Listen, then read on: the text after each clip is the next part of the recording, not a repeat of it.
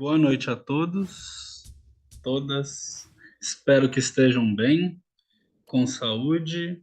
É, Vamos dar início a uma série de estudos sobre o Shobogenzo, que é a obra magna de mestre Dogen. Então, antes de iniciar, vamos ao poema de abertura para os ensinamentos, né? Então, por favor, juntem as mãos, palmas com palmas. Kaikyoge Mujo Jinjin Myoho Yakusen Mangonam Sogu Gakon Kemmon Tokujuji Gange Nyorai Shinjitsugi, o Dharma incomparavelmente profundo e infinitamente sutil, é raramente encontrado mesmo em centenas de milhões de anos. Agora podemos vê-lo, ouvi-lo, compreendê-lo, que possamos completamente clarificar o verdadeiro significado dos ensinamentos do Tathagata.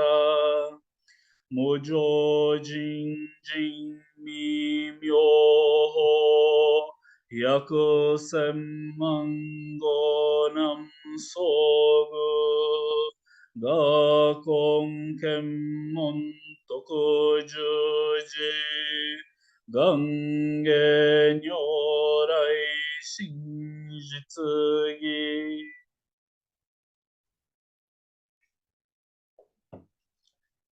Então, hoje vamos iniciar, como eu falava antes, os estudos, uma série de estudos sobre o Shobogenzo, que é a obra magna de mestre Eihei Dogen. Eu compartilho com vocês um texto que foi a tradução do japonês para o inglês do mestre Shohaku Okumura e de Alan, deixa eu, Senaoke. Acho que é assim que se pronuncia o nome dele, não tenho certeza, mas é assim. Bem, antes de dar início ao texto em si, que é o Bodai Sata Shishobo, que são as 4 ações que abrangem, né, que praticam os bodhisattvas, né, os seres que buscam o caminho, né, que buscam o despertar. Eu preciso dar uma introduzida sobre o que é o Shobogenzo, né? O Shobogenzo, ele é um compilado de escritos de Mestre Dogen. Na verdade, é um compilado de falas de Mestre Dogen que alguém anotou em algum momento e Mestre Dogen se senta e faz algumas correções. Então, é muito interessante porque a gente tem, com isso a gente consegue ver Mestre Dogen em seus, digamos assim, 2 momentos, né? Então a gente tem um Mestre Dogen jovem e com os textos logo depois que ele chega da China, e um Mestre Dogen um pouco mais velho, né? Não tão velho, porque Mestre Dogen vem a falecer com, dizem, 51, 52 anos, né? E um pouco mais ranzinza, digamos assim, né? Talvez os Shobogen Zoka, né? As pessoas que estudam Shobogenzo não gostem muito de me ouvir falar isso, mas é isso. E aí a gente tem que esclarecer algumas coisas. Quando a gente pensa no Shobogenzo, a gente tem uma tradução do japonês para o inglês, que é uma tradução interessante, do Chudo Nishijima. Se eu não me engano, é esse o nome dele. Não tenho certeza, mas é algo assim. Que ele faz uma tradução da versão de 95 capítulos, que é o que a gente chama de versão Honzan. Originalmente, o Shobogenzo não era compilado dessa forma. Até os idos de 1600 e pouco, 1700 e pouco, a gente não tem muita certeza dessas datas, o Shobogenzo só tinha 75 volumes. Depois disso, são encontrados mais 12 volumes adicionais. Então, você tem o que a gente chama de Shobogenzo de 75 fascículos e Shobogenzo de 12 fascículos, que, inclusive, às vezes eles associam esses 12 fascículos a um Dogen mais tardio. Além disso, ou seja, a gente tem 75 mais 12. Ué, mas aí a conta não fecha. Tá faltando capítulo aí, né? A gente tem mais 9 capítulos suplementares ou complementares, né? Que são manuscritos que ficaram meio que avulsos. E que na hora de montar o que a gente chama de edição do Honzan, eles colocam esses capítulos por data. Então, na edição de 75 volumes, o primeiro capítulo é o Genjo Koan. Na edição Honzan, se eu não me engano, o primeiro capítulo é o Bendoa. Então, a gente tem essas variações. Então, na edição... E aí a gente ainda tem uma outra edição, que é uma edição de 60 volumes. Que é isso, mais para frente a gente pode conversar melhor, né? Mas a gente encontra ele geralmente associado ou ao capítulo 45, esse texto que a gente vai ler hoje, né, que é o Bodai Satashi Shobo, ou ele vai ser o capítulo 45 da edição Honzan, de 95 volumes, ou vai ser o quinto capítulo dos textos suplementares, ou vai ser o capítulo 28 da edição de 60 volumes. Então, variantes, várias edições possíveis. Mas é importante a gente ter ideia de que, bem, Mestre Dogen, o que ele queria com o Shobogenzo, né? Ou com a ideia do Shobogenzo, né?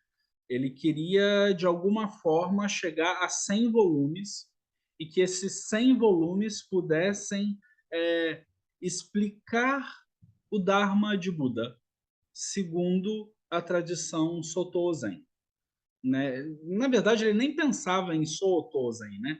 Ele pensava em Toso Zen, mas isso é uma outra conversa que a gente pode ter mais para frente. Mas ele queria chegar a 100 volumes. Infelizmente, ele não conseguiu chegar. Então, o que a gente tinha de fato eram 75 volumes, originalmente. Aí depois surgem esses 12 volumes e mais 9 textos complementares, suplementares. E a gente tem, dentro desses 75 volumes, 12 volumes e textos complementares, nós temos variações de textos, né? Então, nós temos 7 capítulos que têm variações. Ou seja, variações tanto de edições de Mestre Dogen, que ele escreve em um momento e escreve de novo, ou adapta, ou acrescenta coisas em outro momento. Então, dentro dessas variações, nós temos 7 volumes, que são o Bendoa, o Shisho, que é o certificado... Bendoa são as advertências para o caminho, né? O Shisho é o certificado de linhagem. A gente tem o Butsu Kojoji, a gente que é antes de Buda ou antes de tornar-se Buda, né? Eu estou fazendo uma tradução livre aqui, não estou com a edição aqui na mão, com as edições, e depois eu chego nessa parte, né? Mas a gente tem o Senmen, que é como lavar o rosto, a gente tem o Renzan, que são os estudos essenciais, a extensão dos estudos essenciais. A gente tem o Daigo, que é o grande despertar, e a gente tem o Sanjigo, né, que é o karma dos 3 tempos. E aí é interessante esse ser um texto que tem várias variantes, porque o problema do karma em Mestre Dogen não é uma coisa simples de se solucionar ou de se discutir, né? A gente tem muitos estudiosos ainda hoje que se debruçam para falar sobre karma na nossa tradição. Então, assim, o termo karma é um termo que não é um termo simples de se traduzir, não é um termo simples de se trabalhar. Você tem que ter um pano de fundo muito grande para você conseguir chegar ali no que Mestre Dogen estava querendo dizer. Mas, enfim, eu estou falando demais. Depois desse interlúdio, né, dessa pequena fala, eu só gostaria de falar, vamos fazer um merchan. Brincadeiras à parte, eu estou usando também como texto base, além dessa tradução do Shohaku Okumura Roshi, que ele provavelmente traduziu do Chudo Roshi, né, a edição de 95 capítulos, que foi uma tradução dos anos 70, mais ou menos, né, do japonês para o inglês. E aí ele traduziu baseado nessa versão também do japonês para o inglês. E aí alguém traduziu do inglês para o português. Eu não sei quem foi. Esse texto eu encontrei em algum lugar há muitos anos atrás, eu agora não lembro. Então, se algum de vocês for o tradutor, vocês me desculpem não estar dando os créditos, inclusive para vocês que nos assistem no futuro. Em algum local deste vídeo, que o editor que lute, terá um link para remeter a possível, é, ao possível texto original ou ao possível tradutor. Peço desculpas ao tradutor. Talvez eu tenha encontrado esse texto num compilado de textos que tinha antigamente no site de Koen Sensei. Talvez, não tenho certeza. Mas, voltando aqui ao fio da meada, né? Eu, além disso, eu reli algumas coisas desse texto e eu usei a tradução que foi feita, não sei se vocês estão conseguindo ver agora, pela Shumucho. A Shumucho passou, junto com a Universidade de Stanford, e um grupo de tradutores, a Universidade de Stanford e um grupo de tradutores, eles passaram 20 anos traduzindo o Shobogenzo, e agora nós temos uma edição em 8 volumes, é uma edição muito boa, vale a pena adquirir. Esse volume que eu tô é a primeira edição, ela foi feita em 2023, né? Então a primeira reimpressão não tem preço porque é uma edição especial, capa dura, com um monte de coisas e tal, pela Shumucho. Eu recebi, na verdade eu não recebi, eu adquiri, né? Ou seja, eu comprei da Shumucho essa edição especial de lançamento, que foram, se eu não me engano, 800 tiragens, uma coisa assim. Foi pouco. Aí agora parece que eles reimprimiram numa edição mais simples. Se eu não me engano, tem capa dura e capa mole. E aí ficou mais acessível o preço, né? E é possível adquirir junto à Shumucho. Se alguém quiser adquirir, depois eu posso até ver como é que a gente pode fazer isso, mas assim, o que eu digo assim, uma edição que é bom ter em centros de prática. Eu penso que não é uma edição para você ter numa biblioteca pessoal. É uma edição que deve ser uma edição acessível para as pessoas, né? E é provável que daqui a alguns anos essa edição também esteja disponível online, de forma gratuita, como está disponível o Denkoroku de Mestre Keizan lá no site da Shumucho. Então, eu não sei quando que vai ficar disponível, mas é provável que também esteja disponível, né? O interessante dessa edição é que ela é uma edição bilíngue, ou seja, ela tem o texto original em japonês, não sei se vocês conseguem enxergar bem, a tradução em inglês e várias notas. Várias notas, várias notas. Então, assim, é muito interessante por causa disso, né? Também. Ou seja, são 8 volumes. São 7 volumes de texto base, sendo que os 5 primeiros volumes são a edição de 75 capítulos, o 6º volume é a edição de 12 capítulos, o 7º volume são os capítulos suplementares e as variações de texto, e o 8º volume é a introdução, apêndices, notas e glossário. Inclusive é o volume mais grosso. Bem, dado esse disclaimer, vamos ao texto em si, né? Então, deixa eu voltar aqui. Nessa minha edição, ela começa uma introdução, nessa edição que eu estou aqui, né? Que não é a edição que vocês têm aí na mão, mas ela começa, o tradutor ele faz uma nota de introdução, e essa edição é boa por causa disso, ela tem várias notas de introdução, né? Então ele fala que o pequeno trabalho foi preservado, este pequeno trabalho, né, este capítulo, foi preservado como o número 28 dentro da edição de 60 capítulos, e depois foi incluído na edição de 95 capítulos, a edição Ronzan, com o número 45. O manuscrito do templo de Toundi tem essa versão transcrita,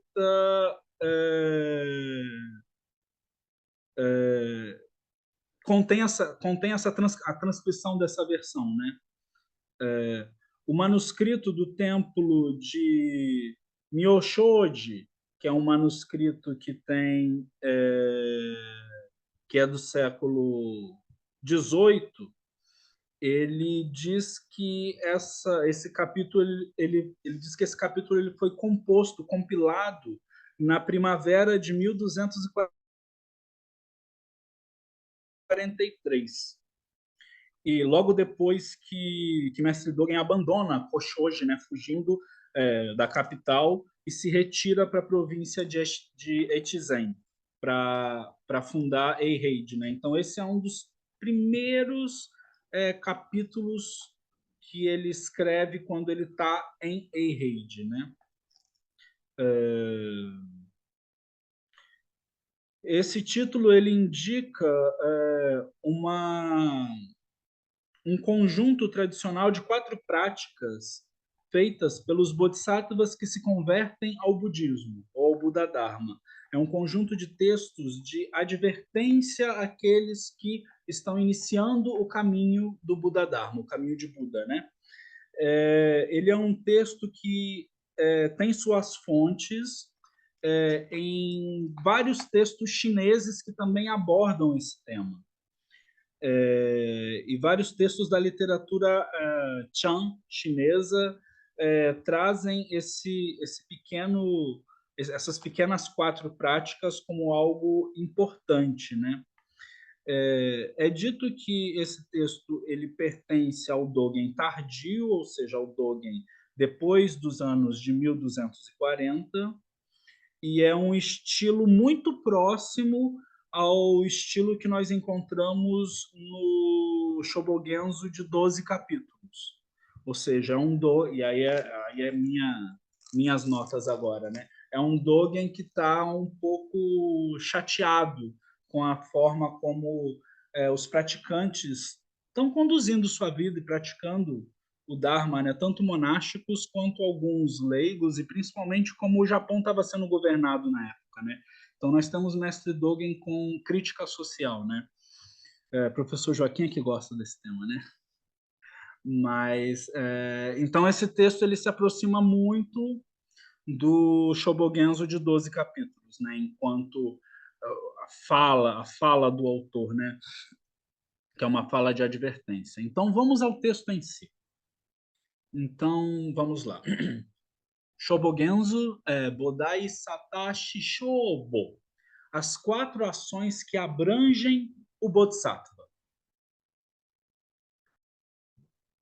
A primeira ação é dar, ou dana, fusê em japonês. A segunda é o discurso amoroso, a fala amorosa, aigo, em japonês. A terceira é a ação benéfica, rigyo, em japonês. E a quarta é a identidade-ação, doji. Oferta, fusê, dana. Dar ou oferecer significa não ser ganancioso. Não ser ganancioso significa não cobiçar. Não cobiçar geralmente significa não lisonjear. Mesmo se governarmos os 4 continentes a fim de oferecer ensinamentos do verdadeiro caminho, devemos simplesmente e infalivelmente não ser gananciosos. Isto é como oferecer tesouros que estamos prestes a descartar para aqueles que não conhecemos. Nós damos flores desabrochando nas montanhas distantes para o Tathagata e oferecemos tesouros acumulados em vidas passadas para os seres. Sejam nossos dons, o Dharma ou objetos materiais, cada dádiva é verdadeiramente dotada com a virtude de oferecer ou dana, fusê. Mesmo que esta dádiva não seja nossa posse pessoal, nossa prática de oferecer não é impedida. Nenhuma dádiva é muito pequena, mas nosso esforço deve ser genuíno. Quando o caminho é confiado ao caminho, nós o alcançamos. Quando alcançamos o caminho continua infalivelmente a ser confiado ao caminho. Quando os tesouros materiais permanecem como tesouros, esses tesouros, na verdade, se tornam dana, doação, o dar, o oferecer. Nós nos oferecemos a nós mesmos e oferecemos os outros aos outros. O karma de doar permeia o céu acima e também nosso mundo mundano. Chega até mesmo ao reino daqueles sábios que alcançaram os frutos da realização. Quer demos ou recebamos, nós nos conectamos com todos os seres em todo o mundo. O Buda disse: quando uma pessoa que pratica dana entra em uma assembleia, as outras pessoas olham para essa pessoa com admiração. E aí eu vou parar um pouco aqui e vou fazer uma pequena leitura da nota. O Buda disse, ele é encontrado no Ekotaragama, que são na verdade, Ekotar Agama, né? São os agamas, são os pequenos discursos que a gente vai encontrar em Pali, né? Isso está na edição completa do Tripitaka, no Zengi Ahanjingi, que vai estar no T125.2, 2.681A4/5. Está em algum lugar, mas está lá. E é interessante isso, porque a gente olha Mestre Dogen, e é sempre bom lembrar, trazendo os textos originais. Ou seja, de alguma forma, ele traz para a gente o Tripitaka. Ele não está tirando isso da cabeça dele, né? Ele, de alguma forma, tem o texto em mãos e, a partir desse texto, ele está trabalhando essas 4 essas quatro, digamos assim, ações de sabedoria dos bodhisattvas, né?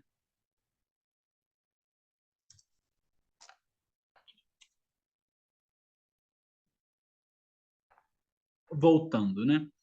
E mais uma coisa que eu gostaria de pontuar. Quando a gente pensa nessas quatro ações de sabedoria, na verdade, essas quatro ações de sabedoria são o desmembramento de Dana Paramita, da primeira Paramita. Paramita enquanto ação perfeita, né?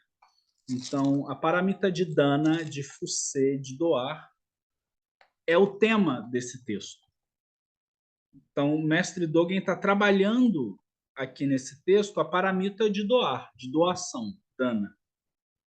E como desmembramento dela, nós temos três ações, que a gente vai chegar lá. Mas aí aqui primeiro ele está explicando o que ele quer falar sobre doar e de uma forma geral ele está explicando Dana Paramita, né? Só para contextualizar vocês, né? Então vamos voltar aqui ao texto. Buda disse, o Buda disse, né? Quando uma pessoa que pratica dana entra em uma assembleia, ou seja, num conjunto, num grupo de pessoas que praticam o caminho, as outras pessoas olham para essa pessoa com admiração. Devemos saber que a mente de tal pessoa alcança calmamente os outros.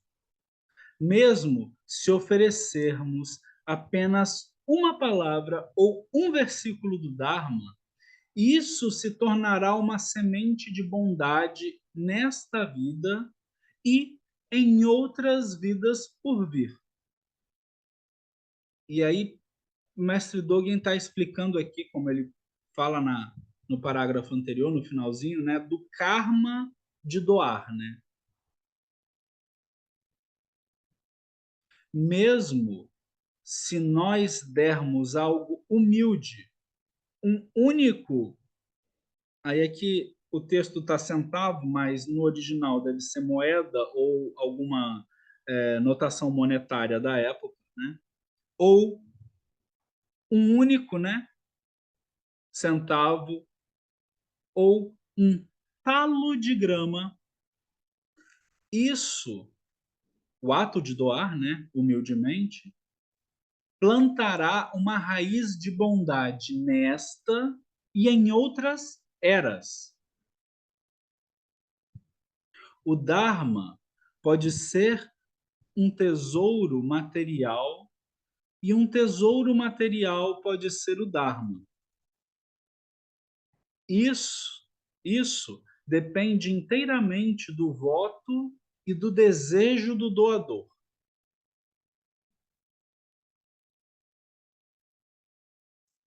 Oferecendo sua barba, um imperador chinês harmonizou a mente de seu ministro.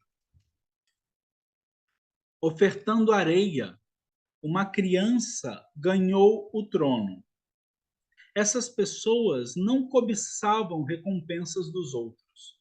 Elas simplesmente compartilharam o que tinham de acordo com sua capacidade. Lançar um barco ou construir uma ponte é a prática de Dana Paramita.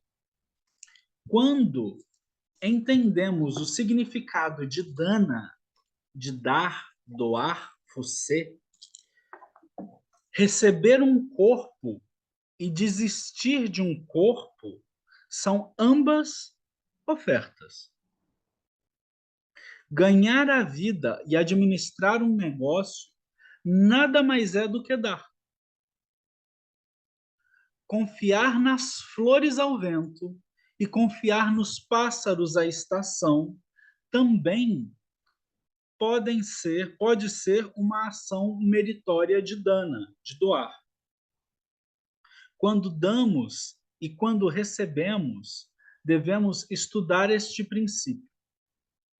A oferta do grande rei Ashoka de meia manga para centenas de monges era uma oferta sem limites.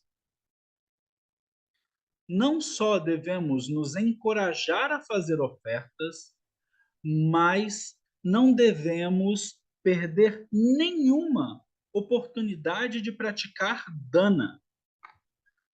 Como somos abençoados com a virtude da oferta? Recebemos nossas vidas presentes. Ou seja, desculpem, vou ler novamente. Como somos abençoados com a virtude da oferta de dana, recebemos nossas vidas presentes, ou seja, esse viver agora, né? Buda disse: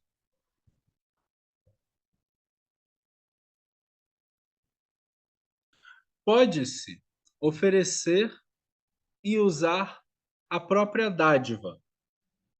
Ainda mais, pode-se passar para os próprios pais, esposa e filhos. Portanto, devemos saber que dar a nós mesmos também é uma espécie de oferta. Dar aos pais, esposa e filhos também é uma oferta. Sempre que pudermos abrir mão de um grão de poeira para a prática de dana, devemos nos alegrar silenciosamente com isso. Isso porque já transmitimos corretamente uma virtude dos Budas e porque praticamos um dharma, um dos dharmas, né, dos Bodhisattvas pela primeira vez. A mente de um ser senciente é difícil de mudar. Começamos a transformar a mente dos seres vivos oferecendo coisas materiais e decidimos continuar a transformá-los até que alcancem o caminho. Devemos fazer uso da oferta desde o início. Isto é a razão pela qual a primeira das 6 paramitas é Dana Paramita.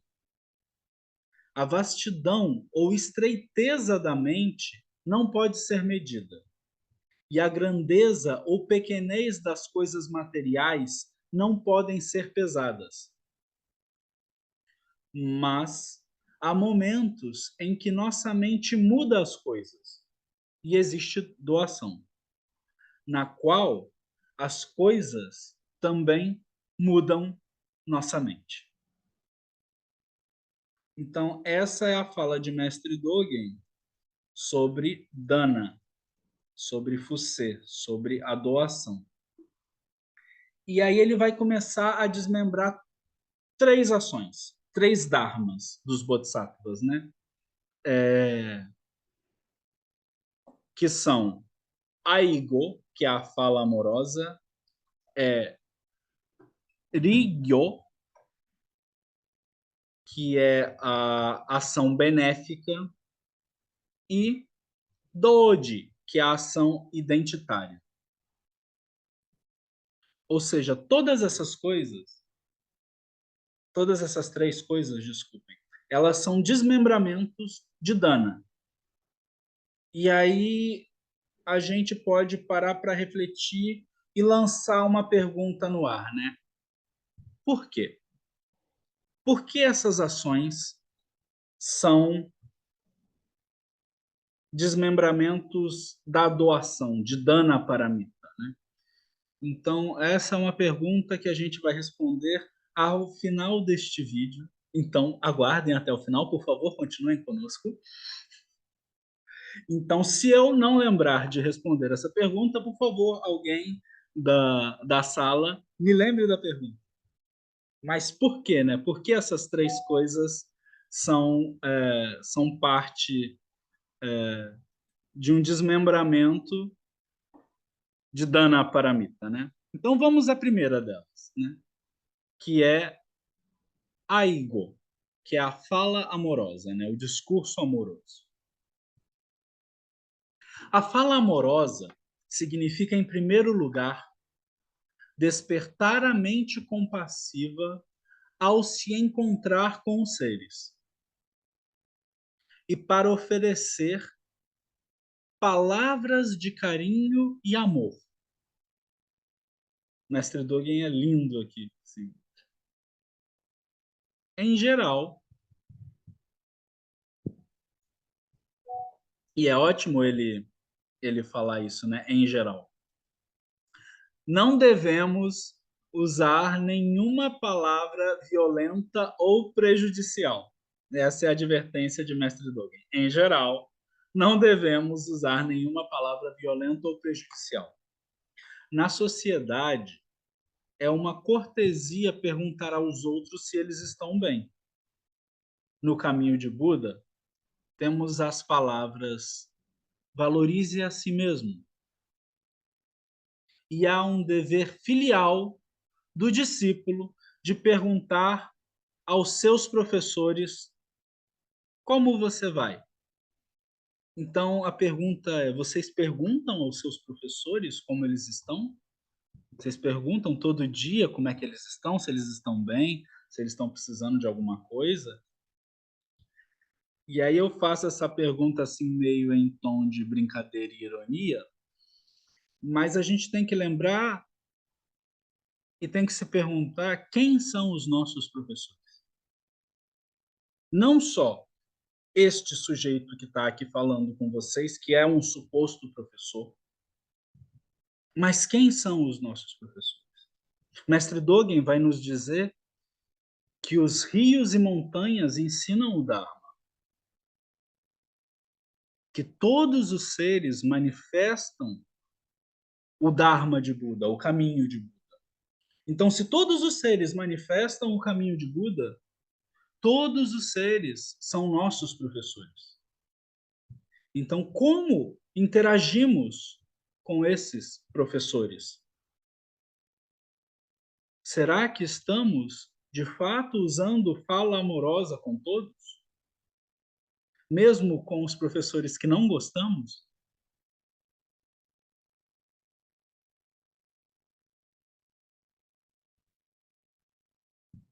No caminho do Buda, temos as palavras valorize a si mesmo. E há um dever filial do discípulo de perguntar aos seus professores: como você vai? Como vai você? Falar com uma mente que cuida compassivamente dos seres vivos como se fossem nossos próprios bebês. É discurso amoroso, é fala amorosa. Devemos elogiar aqueles com virtude e devemos ter pena daqueles sem virtude. A partir do momento em que começamos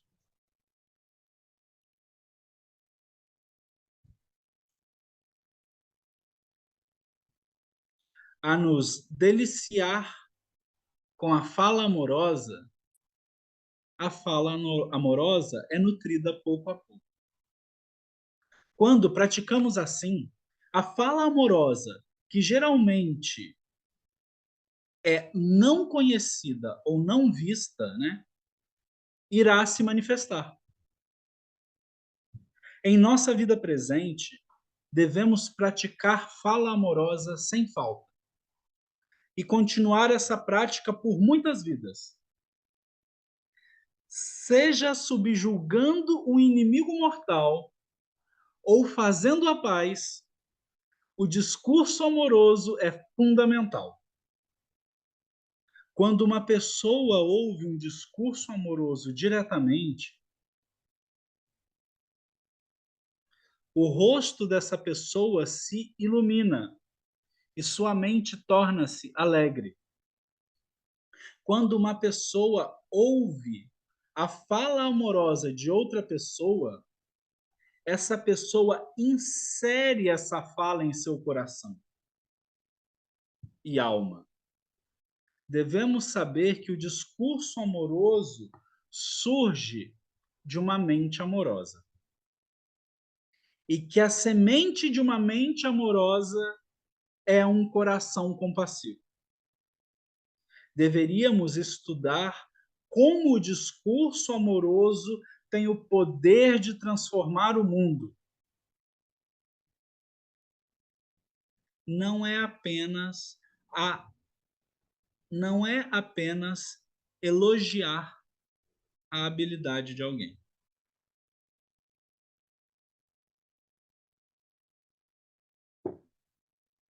Bem, vamos ao segundo Dharma. Rigyo, que é a ação benéfica.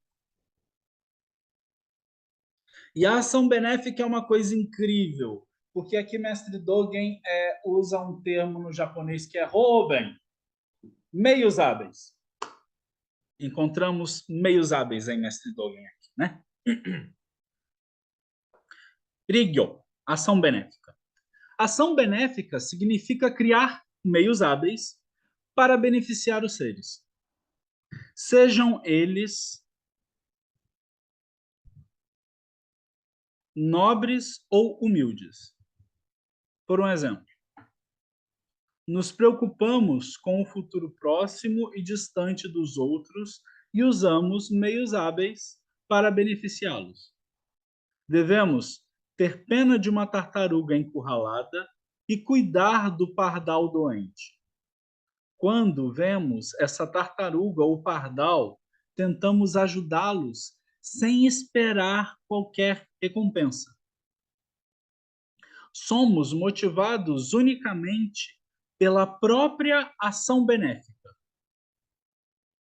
Pessoas ignorantes podem pensar que se beneficiarmos demais os outros, nosso próprio benefício será excluído. Este não é o caso. A ação benéfica é o Dharma como um todo. Isso beneficia tanto a si mesmo quanto aos outros amplamente. Em uma época antiga, um homem que amarrou o cabelo 3 vezes enquanto ele tomava banho e que parou de comer 3 vezes no espaço de uma refeição, destinou-se exclusivamente a beneficiar os outros. Ele nunca negou instruções para pessoas de outros países.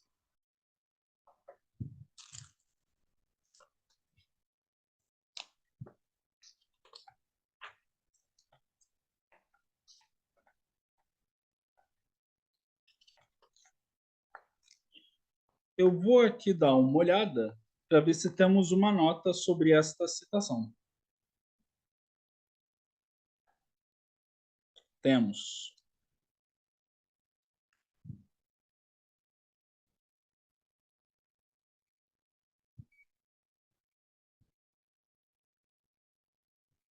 Isso é um conto chinês que fala sobre o Duque de Zhou em um poema chamado Shiji, que é uma coletânea de poemas chineses, e fala sobre o Duque ensinando ao seu filho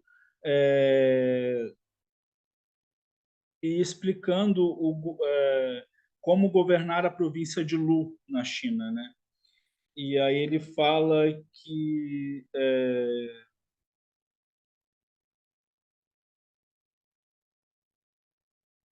e aí ele fala literalmente isso, né? Que para cuidar de uma província devemos prender o cabelo 3 vezes.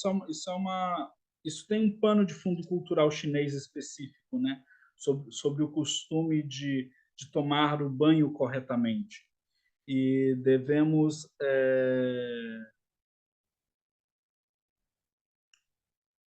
comer espaçadamente durante 3 vezes, né? Que é a forma cortês de comer chinesa, né?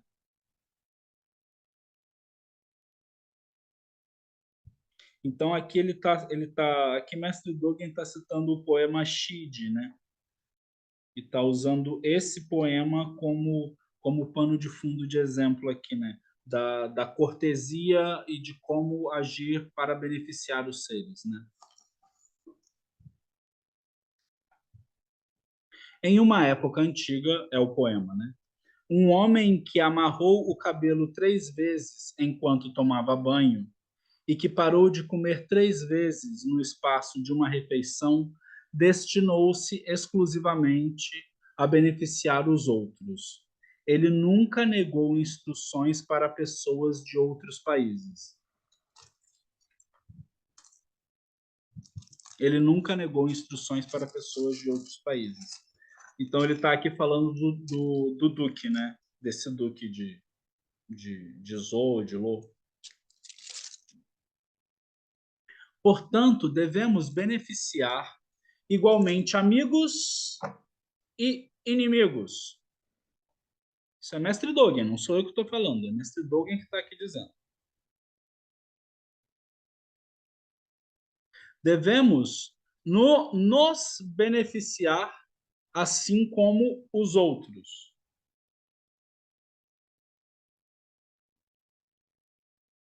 Como as ações benéficas nunca regridem, se atingirmos talmente que nós possamos realizar ações benéficas, realizar ação benéfica até mesmo para a grama, árvores, vento e água. Deveríamos nos esforçar unicamente para ajudar os seres ignorantes. E é interessante isso, né? Porque deveríamos nos esforçar unicamente para ajudar seres ignorantes, né? Uma das maiores ações benéficas que nós podemos, de fato, fazer é zazen. É nos sentarmos em zazen.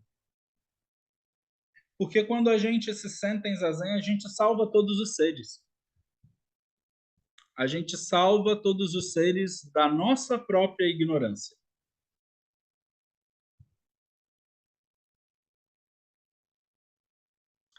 Mas vamos voltar ao texto, né? Ação identitária, Doji.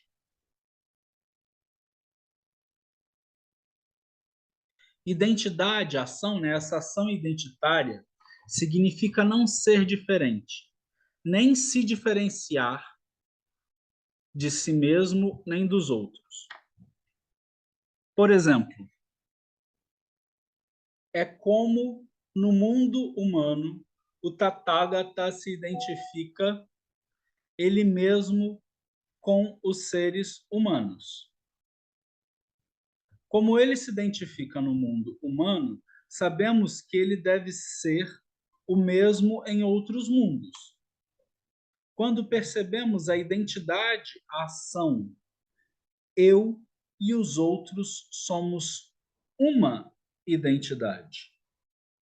Harpas, poesia e vinhos fazem amizade com pessoas, seres celestiais e espíritos. As pessoas são afeitas à harpa, poesia e vinhos. Existe um princípio que harpas, poesia e vinhos são amigas das harpas, poesia e vinho. Que as pessoas fazem amizade com pessoas, que os seres celestiais são amigos dos seres celestiais e que os espíritos são amigos dos espíritos. É assim que estudamos a ação identidade. Por exemplo, ação significa forma, dignidade e atitude. Depois de deixar os outros se identificarem com o nosso eu, pode haver um princípio de permitir que o nosso eu se identifique com os outros. As relações entre o eu e os outros variam infinitamente dependendo do tempo e das condições e da condição. Guanzi diz: o oceano não recusa água, portanto, é capaz de atingir vastidão. As montanhas não recusam a terra, portanto, elas podem se tornar altas. Governantes sábios fazem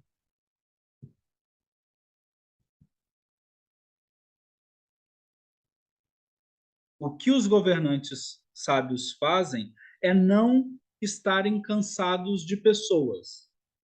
Portanto, eles formam uma grande nação. Aqui no texto tem talvez um equívoco de tradução, né? Depois eu vou olhar essa parte aqui com calma, mas aqui seria aqui seria o que os governantes sábios fazem é não estarem cansados de pessoas, né? Portanto, eles formam uma grande nação. O oceano não recusar a água é identidade ação. Devemos também saber que a virtude da água não recusa o oceano.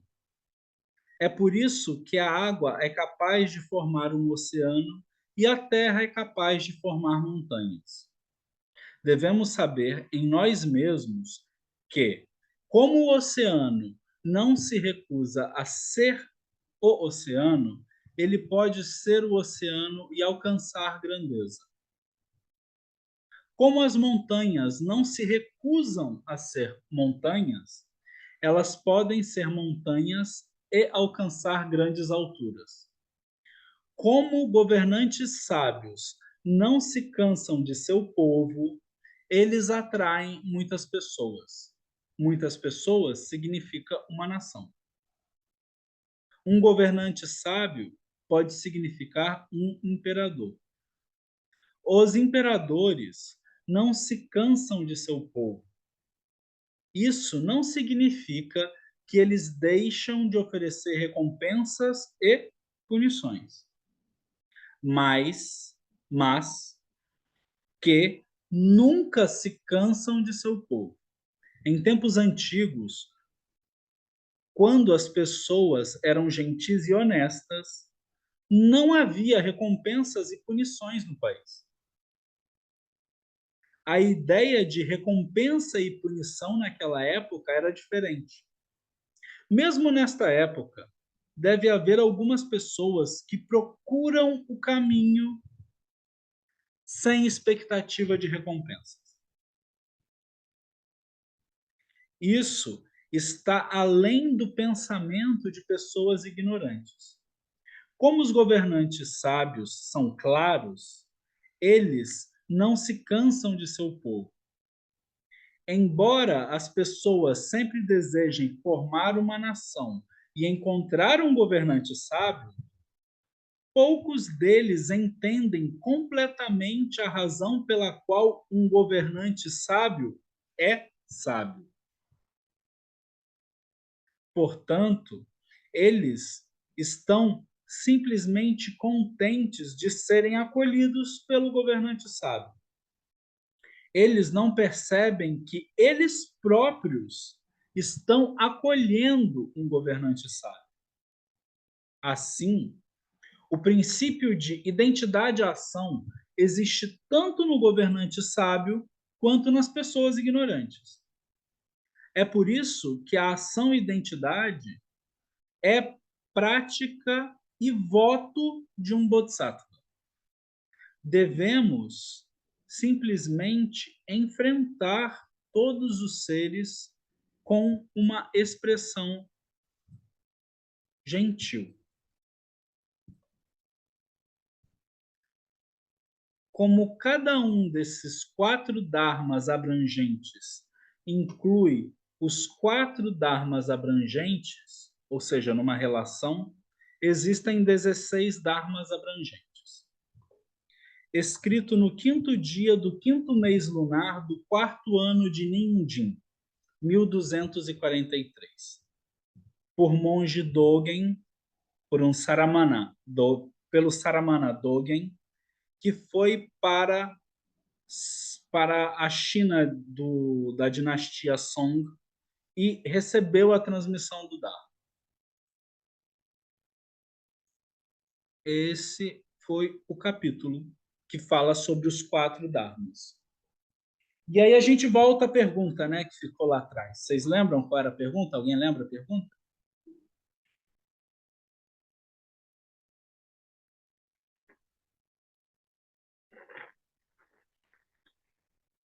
Porque essas 3 ações são um desmembramento da primeira ação, né? Então a gente volta para analisar um pouco o que é a primeira ação. A primeira ação, dana, né? Doar, dar. A pergunta que eu faço para vocês é: o que a gente dá? Essa é a pergunta fundamental de um bodhisattva. O que ele pode dar para beneficiar todos os seres? Só tem uma coisa que ele pode dar, que é a única coisa que ele possui, entre muitas aspas, de fato, que é o seu tempo de vida. Isso é a única coisa que os bodhisattvas podem, de fato, dar. E quando nós falamos de forma amorosa, quando nós tomamos ações benéficas, quando nós praticamos a identidade equânime, nós estamos doando nosso tempo de vida. Quando nós usamos o nosso coração compassivo, ou a semente de compaixão em nosso coração, para expressar o Dharma, para expressar os ensinamentos, para falar com os outros seres, para realizar essa identidade, para, através de ações benéficas, acessar o coração dos outros seres, quando nós fazemos isso, nós, na realidade, estamos usando o nosso tempo de vida que poderíamos estar gastando, entre aspas, conosco, para beneficiar os outros seres. Essa é a verdadeira dana. Essa é a verdadeira doação. Doamos nosso tempo de vida aos outros seres. Claro que de uma forma prática e objetiva, quando a gente trabalha, a gente de alguma forma converte esse tempo de vida em algum tipo de valor. E aí pode ser um valor econômico.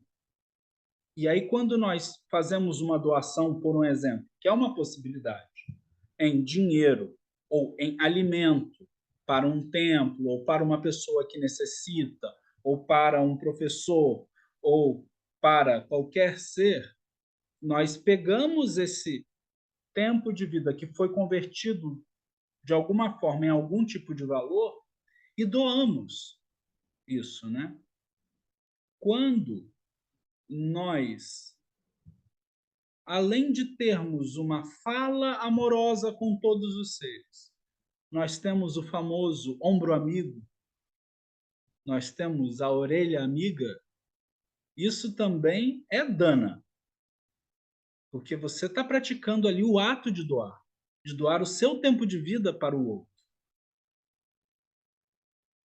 Quando nós buscamos os meios hábeis para que todos os seres se beneficiem, isso é dana. Isso é o ato de doar, de doar. Quando nós praticamos essa ação identitária, nos vemos como o outro e percebemos o outro de forma sincera e de forma profunda, isso é dana. Ou seja, essas 3 ações são a essência de Dana Paramita. E é isso que Mestre Dogen está nos trazendo nesse texto. É isso que Mestre Dogen está nos advertindo. Essas 4 ações benéficas, né? Essas 4 ações identitárias, essas 4 ações de fala amorosa.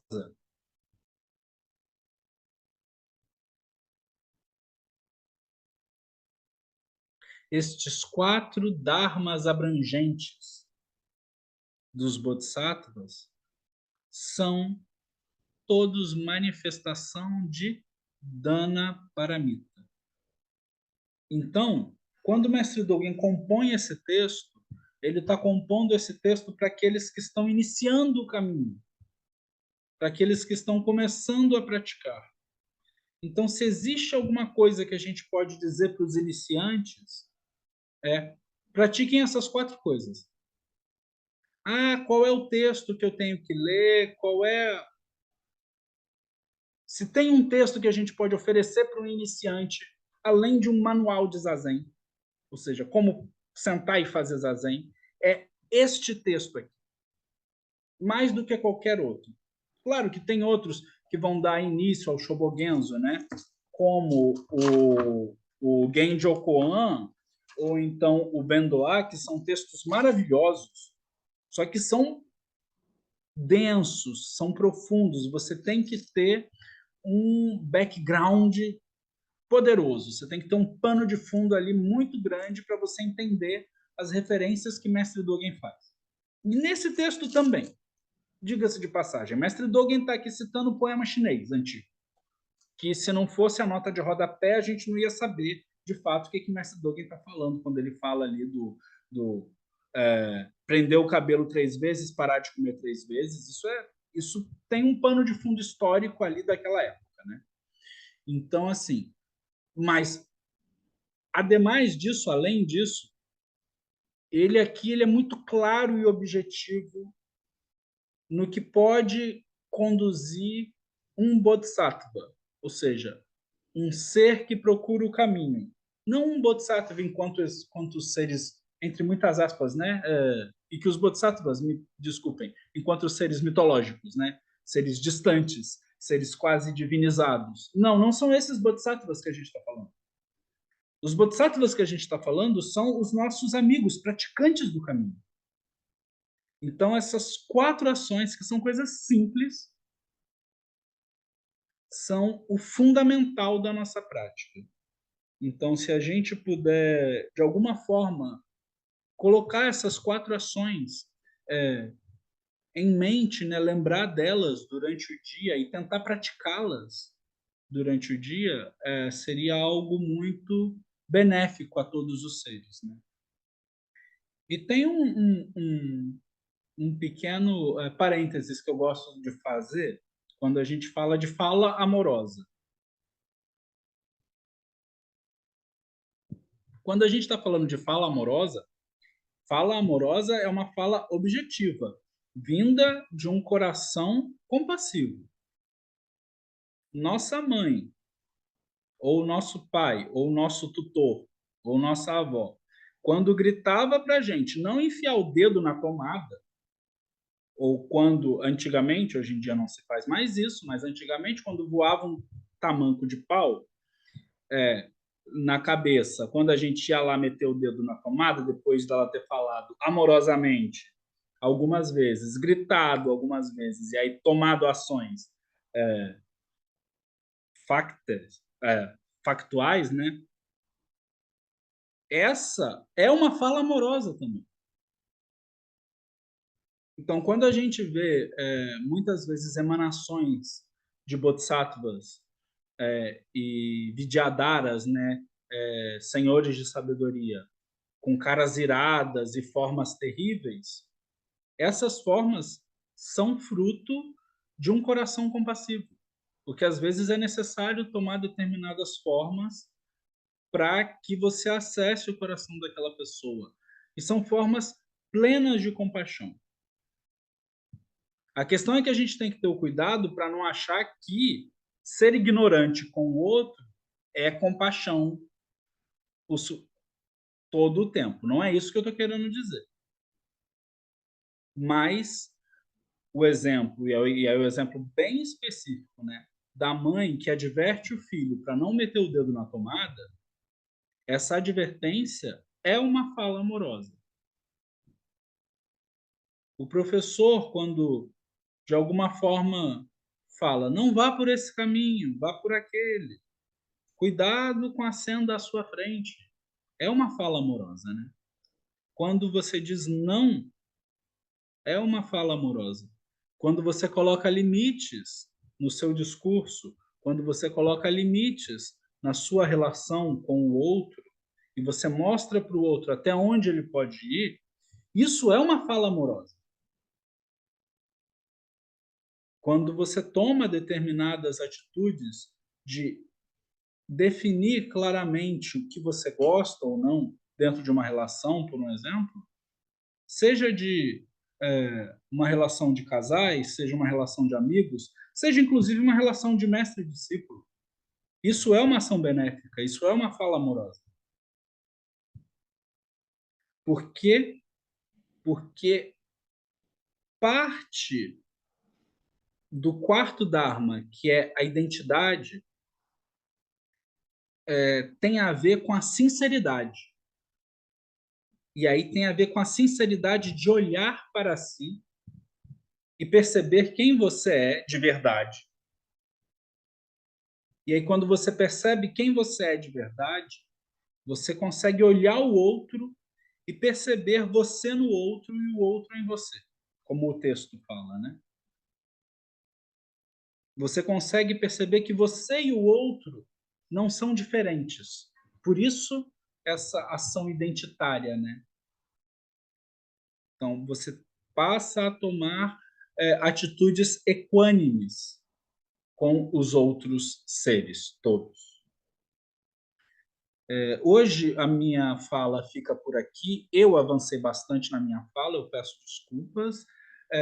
Vamos abrir para algumas perguntas e no próximo encontro a gente volta a trabalhar um pouco mais esse texto, né? E aí a gente pode trabalhar de forma mais específica cada uma das 4 partes, né? Sim, pode falar, Eu Shin-san. tenho uma pergunta, aliás, tem 3. Primeiro, você não briga comigo, não. Faz uma fala amorosa. O que é Sobogenzo? Shobogenzo. Shobogenzo. Shobogenzo é a obra magna de Mestre Dogen, né? São vários Não, o livros. que significa a O palavra? que significa o termo é o tesouro do verdadeiro olho do Dharma. Então, assim, a gente tem várias possibilidades de tradução, né? Para esse termo, Shobogenzo. Então, vamos assim, uma tradução literal. Sho é verdadeiro. Bo é Dharma. Gen é olho. Mas é um olho, não o olho órgão do sentido. Esse gen tem mais a ver com visão ou percepção. E esse zo, ele é local que armazena grãos, ou local para guardar grãos. Ou seja, é o verdadeiro é a verdadeira percepção ou visão do Dharma que está guardado, que está contido, ou seja, que está armazenado, né? Então, aí a gente nas traduções geralmente eles vão trocar a ordem, né? Então, esse tesouro ou local que guarda ou coisa preciosa, e aí é esse verdadeiro olhar do Dharma. Ou, eles traduzem como olho do Dharma. O problema é de traduzir como olho do Dharma, aí a gente entra no mesmo problema da tradução do Sutra da Essência da Sabedoria Perfeita, que traduz o termo essência Compaixão. como coração. Aqui, quando eles traduzem o termo olhar ou visão como olho, a gente cai nesse problema. É possível essa uhum, tradução? É possível. Tanto é que ela está aqui, ela é feita. Só que eu tenho ressalvas. Quando a gente vê isso em inglês, né, que eu não sei pronunciar em inglês direito não, gente. Treasury of the True Dharma Eye. uhum, Então, assim, é o tesouro, o, o local de armazenar, ou o que está armazenado do verdadeiro Dharma, uhum, do verdadeiro olho do Dharma. Só que não é uhum. exatamente isso, né? Não é olho do Dharma. É percepção, é visão do Dharma, né? É a Sim. forma como o Dharma verdadeiramente está sendo exposto. Então, Uhum. é isso que significa Shobo Genzo. Segunda, Sim, 75 mais 12 mais 9 dá 96, não dá 95. dá 96. Você está certa. É porque o que acontece é que o capítulo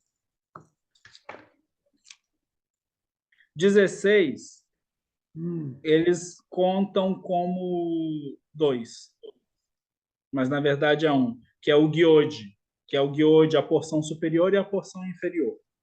uhum.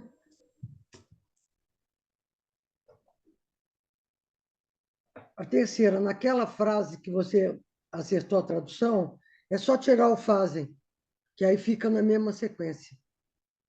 Ah, ok. Deixa eu ver, É só vamos ver. tirar o fazem. Eu estou até procurando aqui onde é que está o texto que eu marquei.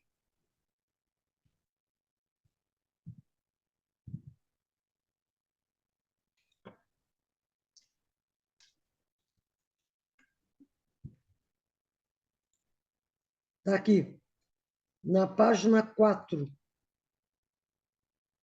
no final, no segundo parágrafo de baixo para cima. O oceano não recusa a água, portanto, é capaz de atingir a vastidão. As montanhas não recusam a terra, portanto, elas podem se tornar altas.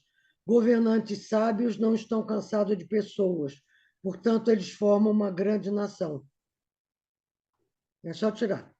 Tirar a palavra fase fica no mesmo pensamento lógico, os três. Sim, Achou? achei, achei. Obrigado. Tá. Obrigada, Sensei. Ah, mais uma, para acabar. O povo, a gente dá Mais os uma. anéis, eles querem os dedos. Exato. Essa daí é mais ou menos de quem dá os anéis e os dedos. E quando você dá bom dia ao seu professor sempre e ele nunca te responde? Isso é uma questão assim mística suprema. É porque o seu professor ele tá te treinando para você perceber que não só ele, mas todos os seres estão constantemente te respondendo bom dia, mesmo que sejam em silêncio. Mesmo que sejam imaginários. Obrigada, Sensei.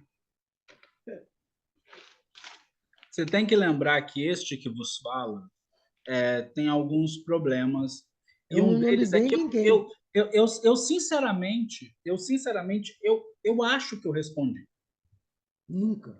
Então, se vocês acharem que não estão tendo resposta, vocês insistam, porque na minha cabeça eu respondi. Eu só não manifestei essa resposta fisicamente, mas essa resposta foi dada. E eu peço desculpas humildemente.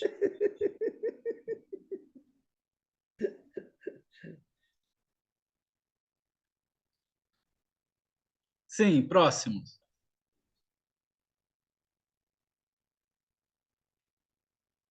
Roshi, eu conheço o Shobogenzo Zuimonki, eu não sei se é essa a pronúncia correta. Sim. Eu não sei se ele é considerado parte do Shobogenzo e por que que ele leva esse nome se não é considerado. O Zuimonk, ele é a compilação de Mestre Ejo, com Ejo. Então, Mestre Ejo, ele ouve o seu professor e aí ele faz anotações pessoais. Tanto é que no Zuimonk, ele geralmente começa os capítulos ou os parágrafos, às vezes, assim, e o mestre disse, ou seja, é Ejo se referindo a Dogen, ou seja, o Zuimonk, se eu não me engano, o Zuimonk significa algo como notações de ouvido, ou notações do que eu ouvi, algo assim, né? Notações do que eu ouvi sobre o Shobogenzo. Ou seja, sobre o Shobogenzo, e aí é muito interessante porque Shobogenzo é um termo coringa, né? A dúvida da Ryushin, ela é uma dúvida super válida, porque Shobogenzo tanto se refere ao aos textos de Mestre Dogen, quanto a uma classe de ensinamentos. Ou seja, quanto a uma forma de manifestar o Dharma. Então, para uma determinada classe de ensinamentos, você pode categorizá-la como Shobogenzo. O Shobogenzo seria quase que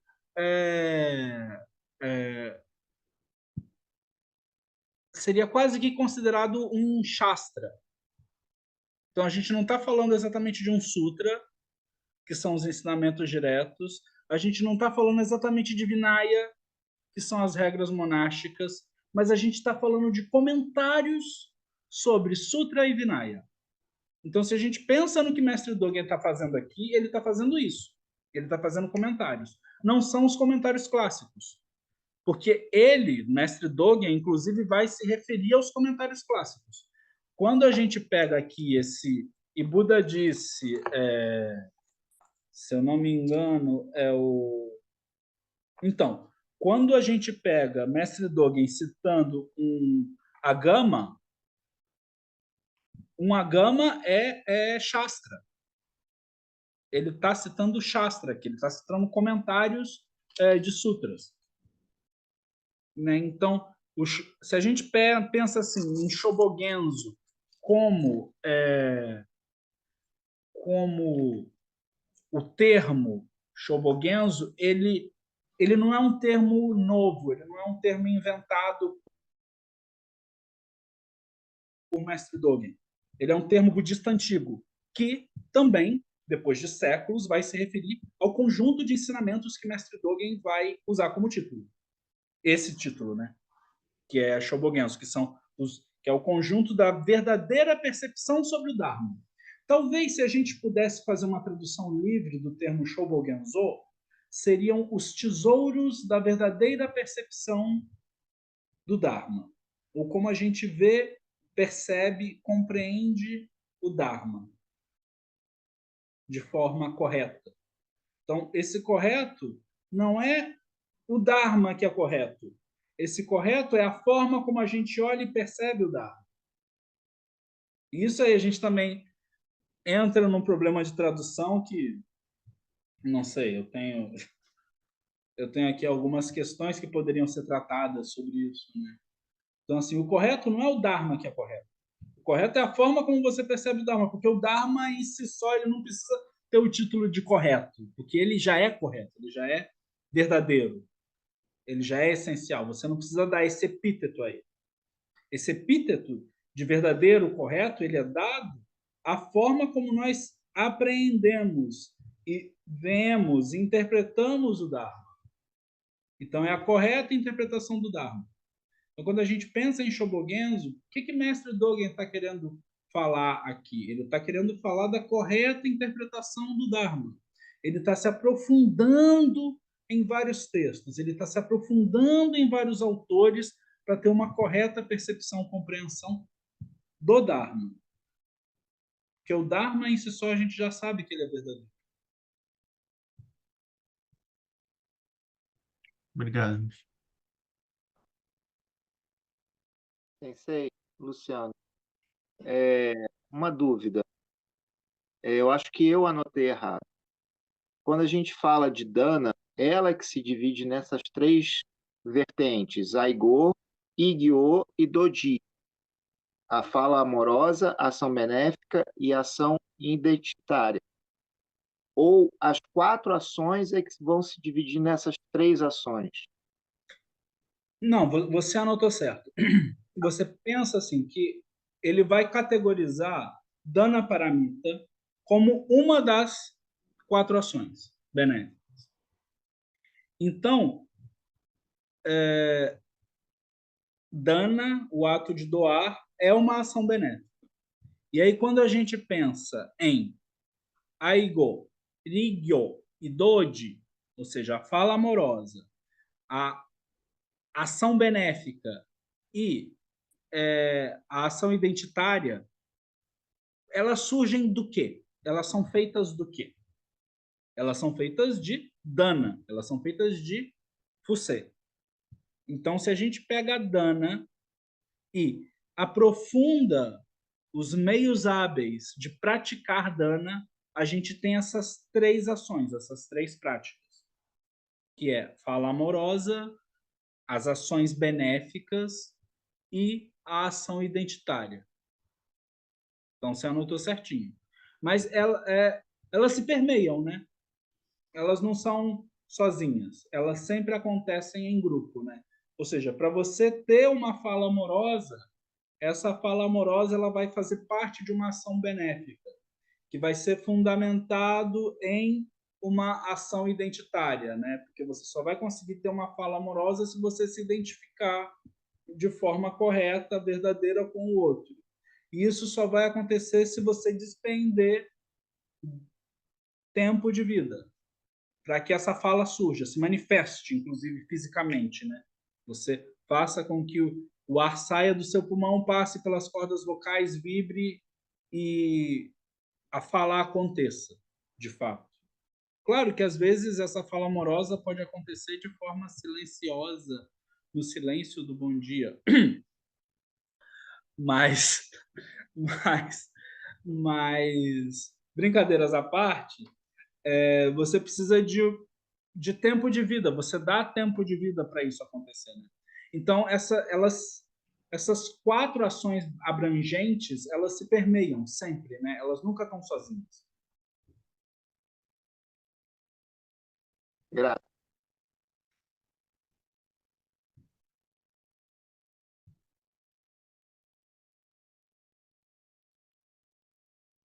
Temos aí mais alguns minutinhos, se quiserem pontuar alguma coisa.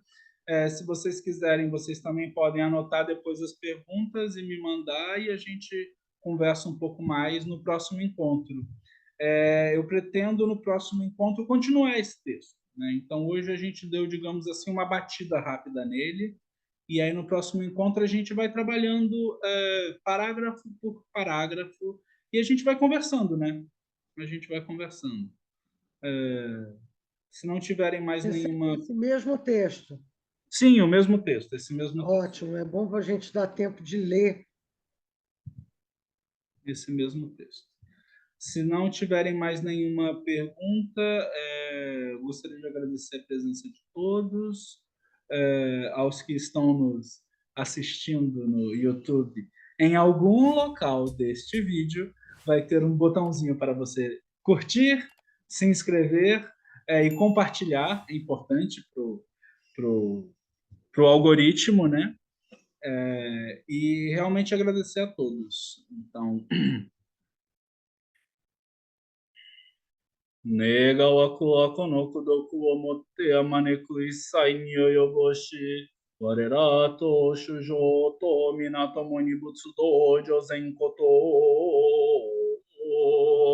Que os méritos de nossa prática se estendam a todos os seres e que possamos todos realizar o caminho de Buda.